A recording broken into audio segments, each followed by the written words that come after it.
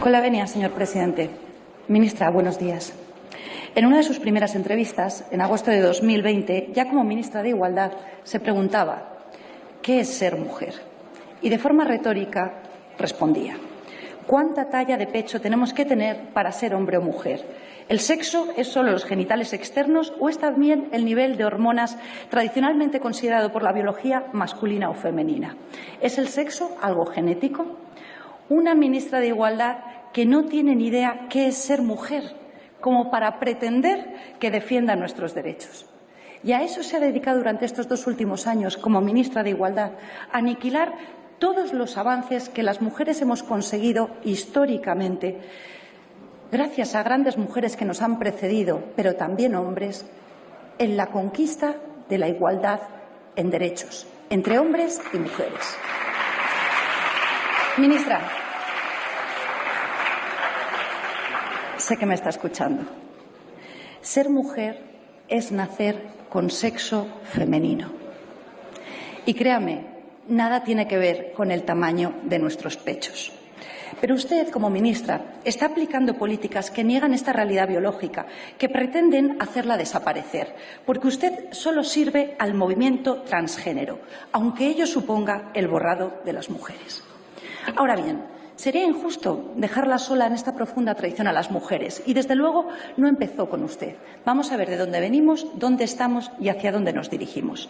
La metamorfosis autodestructiva y socialmente tóxica del feminismo imperante actual cabalga sobre un concepto artificial, la ideología de género, que solo Vox rechaza y según el cual, con independencia del sexo con el que se nace, uno es hombre o mujer según se siente, a veces según se siente cada día, incluso según la hora del día. En ocasiones se alude a este concepto como feminismo de tercera ola, porque hay otros 2 precedentes. El feminismo de primera ola, el de Olympe de Gouges o John Stuart Mill, el de las sufragistas, luchó por la equiparación jurídica entre hombres y mujeres, por la conquista del derecho de voto, entre otros, y que no quedásemos las mujeres necesariamente confinadas al ámbito doméstico.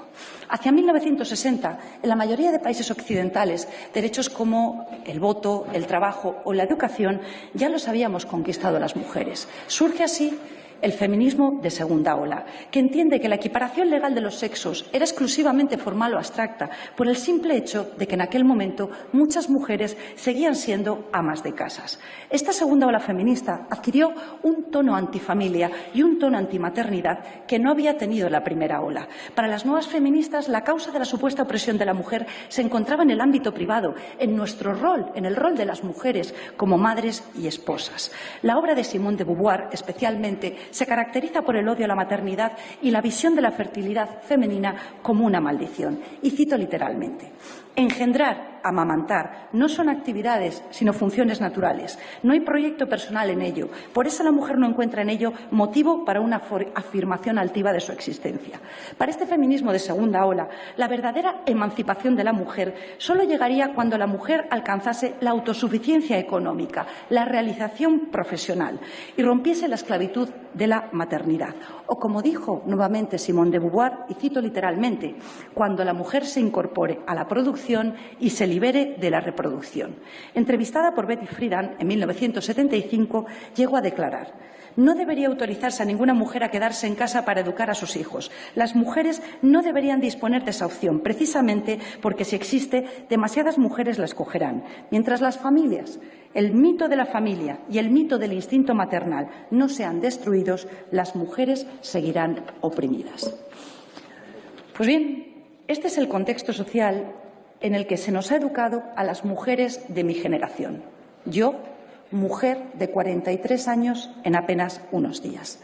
Se nos ha inculcado que solamente se nos considera socialmente mujeres de éxito, solamente podemos considerarnos mujeres de éxito, auténticas mujeres, si alcanzamos el éxito profesional. En cambio, se ve como un demérito social, se ve como una tacha que una mujer quiera realizarse en el ámbito familiar y formar un hogar. A mi generación, socialmente, Solo se nos perdona tener hijos después de haber alcanzado nuestra autosuficiencia económica. Lo que no nos dicen es que cuando conseguimos ese éxito profesional, llegamos extenuadas a casa por la noche después de jornadas interminables, día tras día, miramos alrededor y nos vemos solas en el sofá. Cuando queremos calentar nuestro hogar con el amor de una familia y suplir el eco de nuestra voz que golpea contra unas paredes vacías con el maravilloso llanto de un bebé. Lo que no nos dicen es que el reloj biológico es inexorable, como el paso del tiempo. Y eso es lo que padecemos muchísimas mujeres en España cuando por fin intentamos ser madres, más cerca de los 40 que de los 20, una vez hemos alcanzado esas metas culturales que socialmente nos han impuesto y nos encontramos que ya no somos capaces de quedarnos embarazadas y las que lo que conseguimos llamamos a nuestros bebés bebé milagro. Este feminismo antimaternidad y antifamilia nos ha mentido a las mujeres. No nos ha contado que al final del camino que nos ha marcado solo hay soledad y que cuando se llega a la meta suele ser demasiado tarde, porque el reloj biológico es inexorable, como el paso del tiempo. ¿Y saben qué es lo peor? Que esa autosuficiencia económica, ese éxito profesional, no llegan muchísimas mujeres o llega de forma precaria y no por ser mujeres, tampoco llega para muchísimos hombres. Sola, sin éxito profesional y sin posibilidades de formar una familia. Ese será el final del camino para muchísimas jóvenes en España. Ese está siendo hoy el final del camino para muchísimas jóvenes, hoy ya adultas, de mi generación y algo más mayores, que no han tenido la posibilidad de elegir, porque ustedes, todos ustedes, Partido Popular y Partido Socialista, con sus políticas, no les han permitido elegir. Tantas mujeres que creyeron lo que les dijeron, que el hombre era el enemigo, que no había que atarse a ningún hombre, que había que competir con él, disputarle el poder, romper todos los techos de cristal y que en el mejor de los casos, y eso, las privilegiadas triunfaron profesionalmente, pero que ahora, a los 40, a los 50, a los 60 años, se encuentran solas a las puertas de una larga vejez que será aún más deprimente porque no tienen una familia que les acompañe. Y entonces, solo entonces, cuando ya no hay marcha atrás, descubren que el feminismo, su feminismo, les ha estafado.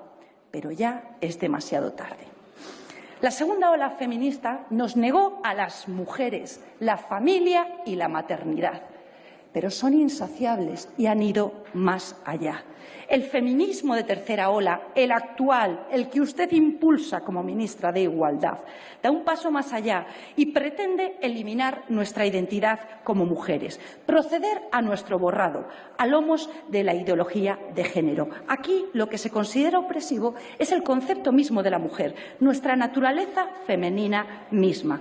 Por eso niegan la realidad biológica del sexo y proponen la sustitución del concepto del sexo por el del género. La ideología del género niega la realidad biológica del sexo. El hombre, como ser humano, es un puro animal cultural cuya biología no cuenta. Al hombre y a la mujer se les puede construir socioculturalmente. Sí, se nace con unos cromosomas u otros y con genitales u otros, pero eso es solo un punto de partida modificable a voluntad del sujeto. La transexualidad es la culminación de la ideología de género. Y ahora usted dispone de 20.000 millones de euros para extirpar la naturaleza femenina, empezando, en primer lugar, por nuestros niños, haciéndoles adeptos al movimiento transgénero desde su más tierna infancia, en las aulas, cuando son más vulnerables. A pesar de que la experiencia del derecho comparado de los países de nuestro entorno, donde este camino de adoctrinamiento ya se ha iniciado con anterioridad, nos demuestra con datos objetivos los estragos que causa el adoctrinamiento en las escuelas en ideología de género. Por citarles tan solo un ejemplo, en el Reino Unido, en una década, los casos de supuesta transexualidad infantil se han multiplicado por 44. Casos de disforia de género en niños siempre han existido, pero eran extremadamente infrecuentes y en muy alto porcentaje se solucionaban con la pubertad de manera natural. El estallido de casos en estos países se explica por el auténtico lavado de cerebro al que usted pretende someter ahora a nuestros hijos en España, desde su más tierna infancia, explicando en las aulas con sus supuestos expertos a nuestros hijos que podrían ser chicos atrapados en cuerpos de chicas o viceversa y que solo ellos conocen su verdadero género porque el sexo biológico no importa. Niños con trastornos emocionales de otro tipo o simplemente con la desorientación y baja autoestima que es propia de la adolescencia son así inducidos artificialmente a atribuir su malestar a la disforia de género y a soñar que un cambio de sexo podría solucionar todos sus problemas. ¿Sabe qué nos demuestra también la experiencia de los países de nuestro entorno? Que el final del camino de estos niños y jóvenes a quienes artificialmente se induce a considerar que padecen una disforia de género, permitiéndoles operaciones de cirugía genital, el final de su camino es el suicidio. Es el suicidio. Actualmente, en España, para los casos constatados con evidencia científica de disforia de género, ya existe una solución médica y legal, con plenas garantías, pero lo que usted y el movimiento transgénero pretenden es convertir la transexualidad en una moda cultural y para ello, además de contar con 20.000 millones de euros, tiene el proyecto estrella de su departamento, la Ley Trans, una ley que, tal y como ha dictaminado el Consejo General del Poder Judicial en un extenso informe de 136 folios, discrimina a la mujer, inventa palabras y amenaza el deporte. Esta ley elimina la única garantía que podía evitar el fraude de ley y los evidentes efectos perversos que comporta, como que un varón, por el mero hecho de decir que se siente mujer, pueda participar en competiciones deportivas femeninas, acceder a recintos de acceso exclusivo para las mujeres o incluso un condenado por delitos de violación compartir celda con mujeres.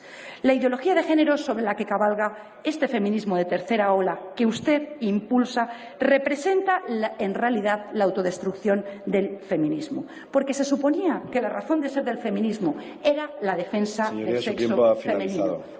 Concluyo, señor presidente. Sin embargo, la ideología de género elimina los sexos, elimina el sexo femenino y con ello la lucha histórica por nuestros derechos. Concluyo para agradecer a las voces críticas femeninas que se han alzado para exigir su dimisión, su valentía, como Laura, Lucía Echevarría, Paula Fraga o Lidia Falcón. En esta Cámara, solo los 52 diputados de Vox nos oponemos a la ideología de género. Fuera de estas paredes privilegiadas, tenemos muy claro que no estamos solos. Gracias, señor presidente.